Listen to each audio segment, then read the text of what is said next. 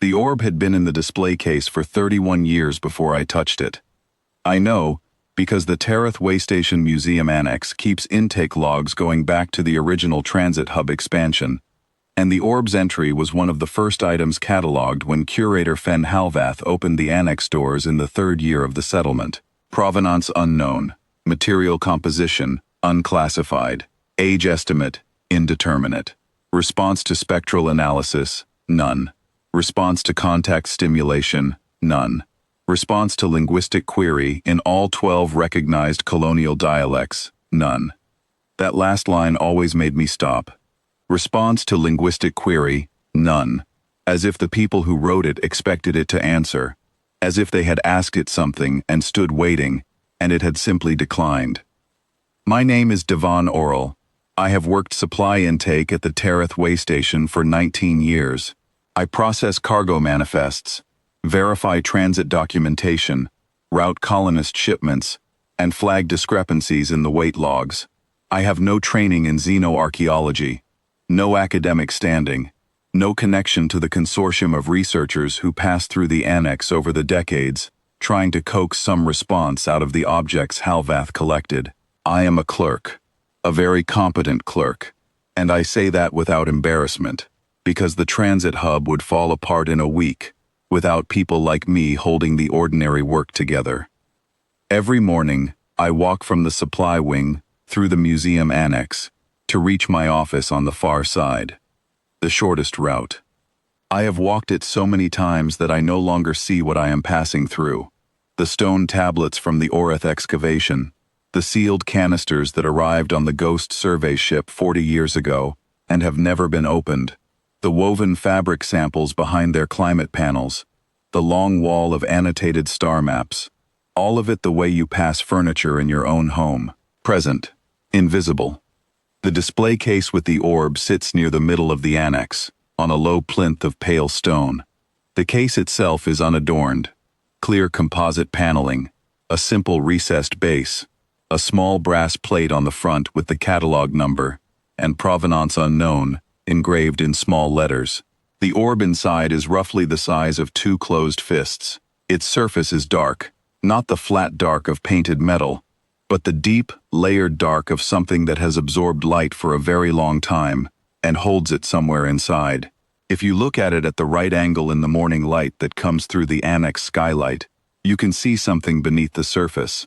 Not a reflection, something else, a faint geometry, like the memory of a pattern. I had looked at it that way perhaps 100 times. I had never thought much about it. On the morning in question, I arrived 20 minutes early because a cargo shuttle from the outer ring was due at the 6th hour, and I wanted the manifest cleared before it docked. The annex was empty. The overhead lights were on their pre-dawn setting, low, blue-shifted, the kind of light that makes everything look like it exists at the bottom of a still pond. I walked my usual route, carrying a cloth in my left hand. The skylight over the annex had developed a seal leak 2 weeks before, and fine grit from the upper ventilation shafts had been settling on the display surfaces. I had been wiping them down each morning. Not my job. Nobody asked me to. But grit on display glass bothers me the same way a crooked frame on a wall bothers a certain kind of person. I could not leave it. I reached the orb's case. I unlocked the panel with the annex master key. I had borrowed it from Halvath's deputy 3 days earlier, and had not yet returned it, which I realize now was either fortunate or inevitable, depending on what you believe about these things. I lifted the panel. I reached in with the cloth and began to wipe the base of the housing, working around the orb, and then I realized the housing needed to be wiped beneath it, and without thinking, without ceremony, without intention, I picked the orb up and set it in my right hand so I could clean under it. It was heavier than I expected, not crushingly so, but dense in a way that surprised me. The kind of weight that says this object is more than it appears. I registered that. I set the cloth down on the case edge and wiped the base housing with my free hand, and the orb sat in my right palm, and I was looking at the base housing, not at the orb, when it warmed. Not heated. Warmed. There is a difference that I have thought about many times since. Heat comes from outside. This warmth came from inside the object and moved outward, and it moved through my palm and into my wrist and up my forearm slowly, the way warmth from a fire moves through clothing, not as a burn, but as a presence. I looked down at my hand. The geometry beneath the surface was moving. I should have set it down. I know that. Every protocol for contact with unclassified xenoarchaeological objects says, no ungloved contact. Place the object in its housing. Notify the curator. I read those protocols when I first started walking through the annex, because I am the kind of person who reads posted protocols. I did not set it down. I cannot explain why my hand simply did not open. The warmth was not painful. It was not compelling in any physical sense I can describe. It was more that setting it down felt wrong, like ending a sentence before it was finished. The geometry beneath the surface was not random. I could see that clearly now. Lines that had looked like scattered striations resolved, as the glow built, into something deliberate. Radial spokes connecting to rings. Rings nested inside rings, each level turning slowly against the others. Not mechanical, not digital. Something older than both of those words. The light that came with it was a deep, settled gold, the color of late afternoon through old glass, and it rose through the surface of the orb, the way color rises through water when you add it from beneath. I am not a man who cries easily. In 19 years of watching supply manifest errors and transit schedule collapses, and the occasional genuine crisis at the docking bays, I have not cried once in a professional setting. I mention this because my eyes were burning, standing there alone in the blue-shifted pre-dawn light of the annex, and I do not know precisely why. The warmth, the geometry, the strange conviction, which I could not shake, that this object had been waiting, not for a scholar, not for a consortium researcher with the right credentials and the right instruments, for me, for someone who walked past it every morning and found grit on the glass intolerable, and borrowed a key nobody asked him to borrow, and reached in without ceremony to clean under it. The voice, when it came, was not a sound in the room.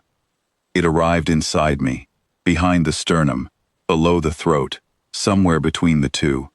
A resonance, the way a very low note from a large instrument is less heard than felt in the chest.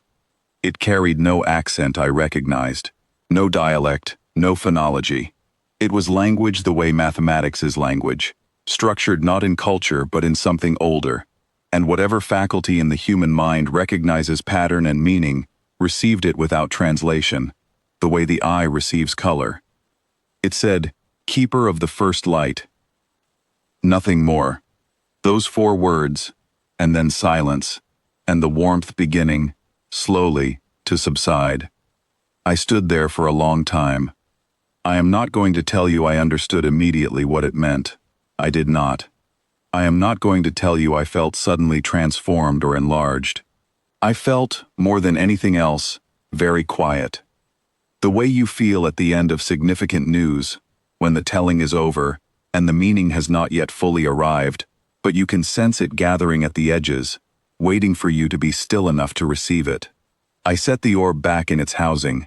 I closed the panel. I picked up my cloth. I walked the remaining distance through the annex to my office, sat down at my desk, and pulled up the morning cargo manifest. The shuttle from the outer ring docked at the 6th hour. The manifest cleared without discrepancy. No one knew what had happened in the annex. No alarm had sounded. No light had been visible from the corridor. The orb sat in its case, dark again, as it had always sat. The same depth, the same faint geometry at the threshold of visibility, the same small brass plate reading provenance unknown. I have thought, in the years since, about what the first light was. I have thought about what keeping it means, what inheritance travels in a bloodline so diluted, across so many generations, that the carrier himself cannot trace it, cannot name it, was never told. I think about the ones who came before me, what they carried without knowing, what they passed down not in memory but in something older, in the particular way a person cannot leave a crooked frame on a wall, or grit on a pane of glass, or a sentence unfinished. I think they kept it too, without knowing, the same way I had. It does not feel like power. It feels like a responsibility that has finally found the person who was always supposed to hold it, arriving not with ceremony or fanfare, but the way most real things arrive, quietly, early in the morning, when no one else is around, and you are just doing the ordinary work.